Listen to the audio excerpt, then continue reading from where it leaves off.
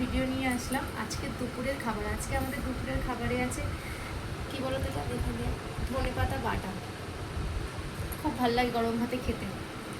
আর এটা দেখা, এটা কি বলতো, বাটা মাছের ঝাল, পেঁয়াজ দিয়ে কষা ঝাল দিয়ে কষা কষা ঝাল, দারুণ দেখতে হয়েছে। আর আরেকটা জিনিস আছে, সেটা হলো একটু ইউনিক, তাই তো, পটল ডিম। পটল ডিম। কে খাও আমি জানি না কারা কারা, কিন্তু এটা আমাদের বাড়িতে রান্না হয়েছে পটল ডিম। তাও আজকে তো প্রথমবার। পটলগুলো যেমন ডিমগুলোও তেমন, দারুণ দেখতে হয়েছে। আজকে প্রথমবার, মানে ফার্স্ট টাইম।